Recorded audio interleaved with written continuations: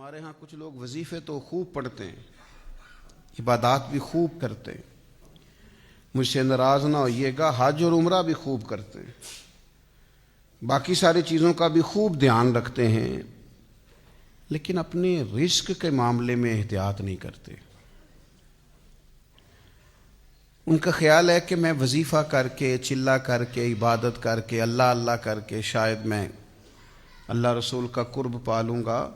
تو یاد رکھیے گا، اگر آپ نے وظائف خوب پڑھے ہیں، عبادات خوب کی ہیں، لیکن رزق کا خیال ہی نہیں کیا تو یہ تو رکاوٹ پیدا کر دے گا سارے معاملات کے اندر، آپ تو آگے بڑھ ہی نہیں سکیں گے۔ اللہ کی بارگاہ تک جانے کے لیے، قرب الہی پانے کے لیے، نبی کریم علیہ السلام کے مقدس قدموں تک رسائی حاصل کرنے کے لیے، اپنے رب کو منانے کے لیے، جہاں اور بہت ساری چیزوں کی ضرورت ہے وہاں رزق حلال کی بھی بڑی ضرورت ہے۔ اگر آپ کا رزق پاک نہیں ہے، آپ کا لقمہ حلال نہیں ہے، آپ کا کھانا صاف ستھرا نہیں ہے، تو آپ یہ کیسے توقع کر سکتے ہیں کہ آپ اللہ کی بارگاہ کے قریب ہو جائیں گے، نبی پاک علیہ السلام کے حضور منظور نظر ہو جائیں گے؟ یہ ممکن نہیں ہے، یہ تو بہت بڑی رکاوٹ ہے، بہت بڑی میل کچیل ہے، یہ تو رستے کا بہت بڑا ایک ایسا بڑا رکاوٹ والا مسئلہ ہے کہ آپ چند قدم نہیں چل سکتے۔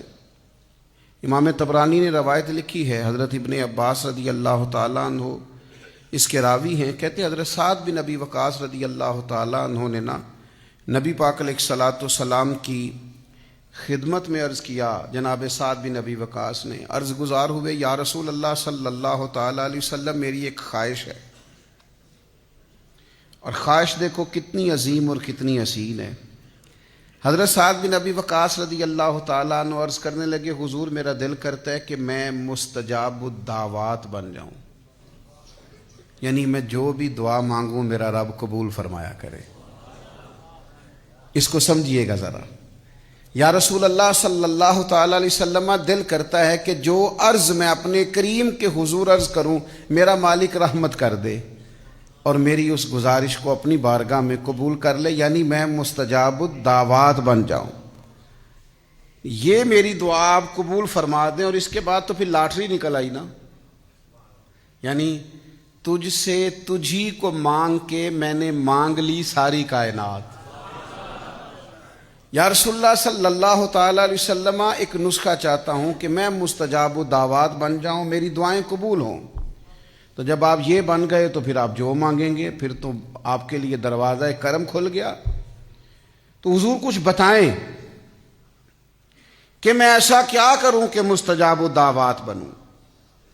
تو آپ مجھے بتائیے، یہاں آج کل ہمارے عرف میں لوگ کہتے ہیں جناب آپ یہ وظیفہ پڑھیں، اس کے بعد یہ پڑھیں، اس کے بعد یہ پڑھیں، پھر اس کے بعد آپ دعا مانگیں۔ اچھی بات ہے، بڑی عمدہ نصیحت ہے اگر کوئی کسی کو اس طرح کہتا ہے۔ کچھ لوگ کہتے ہیں جناب آپ فلاں مقام پہ چلے جائیں اور وہاں جا کے دعا مانگیں تو دعا قبول ہوگی۔ بالکل ٹھیک ہے، کوئی انکار نہیں، بعض ایسے مقامات ہیں جو مقدس ہیں، وہاں کی حاضری اللہ نصیب کرے تو دعائیں قبول ہوتی ہیں۔ پر امام طبرانی حضرت عبداللہ ابن عباس رضی اللہ تعالیٰ عنہ سے یہاں جو روایت لائے ہیں اس میں جو ایک بالکل ہی انفرادی پہلو اللہ کے حبیب علیہ السلام نے ہمیں عطا کیا اور ہماری سوچوں کو ایک نیا زاویہ سرکار نے عطا کیا۔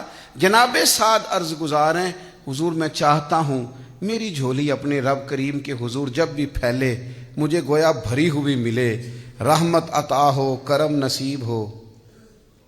تو حضور نے وظیفہ بھی کوئی نہیں بتایا، چلہ بھی کوئی نہیں بتایا۔ اللہ کے حبیب فرمانے لگے آپ اپنے رزق کو پاک کر لیں، جو دعا مانگیں گے رب قبول فرمائے گا۔ بس آپ کھانے میں پاکیزگی کا خیال کریں، رزق میں آپ طہارت کے قائل ہو جائیں۔ آپ جب بھی کھانا کھائیں تو دیکھ لیں اس میں کوئی آمیزش نہ ہو لقمہ حرام کی، تو آپ جب بھی دعا مانگیں گے اللہ قبول فرما لے۔